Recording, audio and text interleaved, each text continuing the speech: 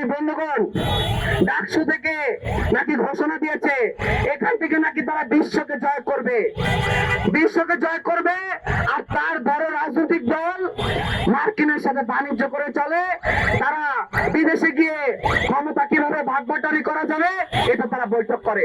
কেন? তারা ক্ষমতায় যাওয়ার জন্য জনগণের সাথে কোনো আলাপ আলোচনায় তারা বিশ্বাস করে না, সাধারণ বাংলাদেশের জনগণের উপর নির্ভর করে না। আমরা দেখেছি অন্তর্বর্তীকালীন পরের যে উপদেষ্টারা এবং আগে তারা নাকি আমার দেশের সেনাবাহিনীকে পাঠাবে শান্তিরক্ষী মিশনে। শান্তিরক্ষী মিশন কার জন্য? বিশ্বকে ভাগবাটোয়ারা করবে ল্যাটিন আমেরিকা, আফ্রিকান কান্ট্রিগুলার যে আসলে খনিজ তেল, খনিজ সম্পদকে লুটপাট করার জন্য। যখন তারা এখানে খনিজ সম্পদ লুটপাট করবে সেটাকে পাহাড় দেওয়ার জন্য আমার দেশের সেনাবাহিনীকে সেখানে পাঠাবে। এই দেশের সেনাবাহিনী, রাষ্ট্রীয় বাহিনী পুরোপুরি সাম্রাজ্যবাদীদের তোষণনীতি মেনে চলে। এই বাহিনী জনগণের বাহিনী নয়। এই বাহিনী যদি জনগণের বাহিনী হতো তাহলে এই জনগণের পক্ষে তারা অবস্থান নিত।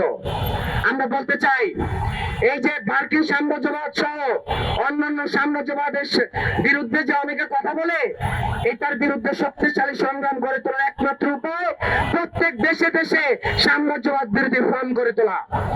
আমরা দেখেছি বাংলাদেশে অনেক রাজনৈতিক দল মার্কিন সাম্রাজ্যবাদ, ভারতের বিরুদ্ধে নানা কথা বলে, কিন্তু তারা তাদের সাথেই গোপনে বাণিজ্য চুক্তি করে চলে। সংগ্রামী বন্ধুগণ, বক্তব্য দীর্ঘায়িত করতে চাই না। আমরা বলতে চাই যে মার্কিন সাম্রাজ্যবাদ সহ অন্যান্য সাম্রাজ্যবাদী শক্তিরা, সরবরাহ শ্রেণীর মহান শিক্ষক কমরেড মাহাসুদ্দিন যেরকম বলেছেন, এরা আসলে কাগজে বাঘ। তারা অনেক মহান হলেও, অনেক বড় শক্তি মনে হলেও জনগণের ব্যাপক স্রোতে তারা আসলে বৃষ্টির মধ্যে যেরকম কাগজে বাঘ ভেসে যায়, তারাও ভেসে যাবে।